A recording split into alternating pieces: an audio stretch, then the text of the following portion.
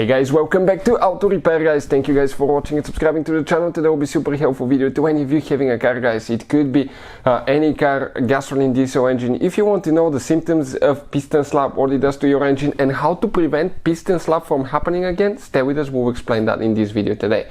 Now before we start, let me tell you a little bit about us. Every single car we get at the garage, we try to make at least 200 to 300 free repair videos. Why we do that? Simply because our mission in the shop is to save you as much money as we can. All we need in return, please subscribe to the channel, like the video, that way we can keep making these absolutely free videos for you. Now if you need to buy any parts, tools for a good price and quick shipping, check out the link in the description of the video below. That's where we get all our tools and supplies from. So with that being said, let's explain what we have here specifically guys. This is the engine that we've been taking apart for a while now. We'll be rebuilding it and we want to explain about piston slap, symptoms, how to prevent it and what to expect when it happens. 4-cylinder engine guys, you have 4 pistons, 4 cylinders, right?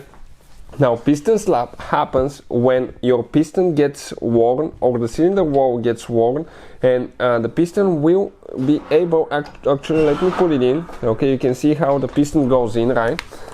It goes in the cylinder, and if you look at it guys, if you look at that piston now, there is something that we need to talk about that. You should have some tolerance, okay, from rocking back and forth, because that piston moves like that so it can follow the crankshaft. But if you come to the side actually, okay, if you come to the side, let me just grab the one, okay, where we have, okay, the connecting rod removed. If you come to the side, 90-degree angle, you almost have no play. I come this way and there is quite a bit of play, okay. Now what can actually guys, okay, cause that? Okay, let's talk about that. Okay, first of all, that piston always rocks back and forth to follow the crankshaft, and when it does, it puts wear most likely, okay, on the piston and the cylinder wall. You can see that flat spot, and you have one like that on this side, okay, and you'll be able to feel it with your fingers practically. You have wear there. It becomes kind of like an oval, the cylinder. Instead of being round, it will turn into an oval, and that oval guys, okay, will lead to actually creating a rattling, knocking sound. It will be way different than a bad connecting rod bearing. We have a special video that explains, okay, what piston sounds like, piston slap sounds like, and check it out, it's on our channel. Super helpful and popular video. And another thing that can happen, you may start eating engine oil, because when it's oval, the piston rings, especially the oil rings, will not be able to catch all the oil, and some oil will get in the cylinder head, and that will cause burning oil as well. Number 3 guys, could be loss of power, because you will lose compression as well, so your car will not be as powerful as it used to be.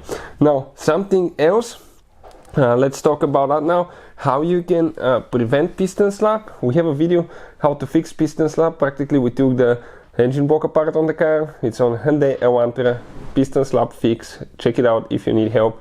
Resurface the block, go with oversized pistons, and always go with really good quality pistons, because sometimes cheap pistons, okay, can put more wear, okay, more wear on the side and more wear from there on the cylinder wall. So always go with good quality pistons as well.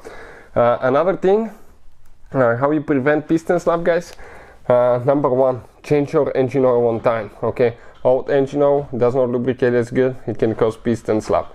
Number 2, make sure the engine oil viscosity and standards meet the standards for your car, okay. It needs to be approved by your manufacturer. Number 3, something that most people don't do, especially you need to do it winter time. I'll recommend most of the times, but winter time when it's super cold, start the car and let it idle for a little bit before you start driving it, because the metal will be cold, pistons will be cold, engine block will be cold, and when metal is cold it shrinks. No, like if you're installing wheel bearings or something like that, you need to put in the freezer so you can shrink the metal so you can install it.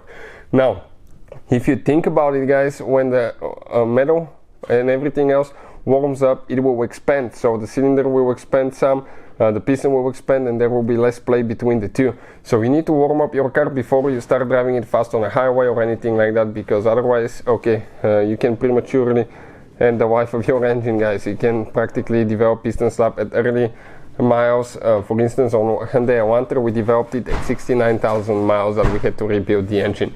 So hopefully the video will be helpful. Thank you for watching. If you have any questions, don't hesitate to let us know. Thank you for watching, and see you guys next time.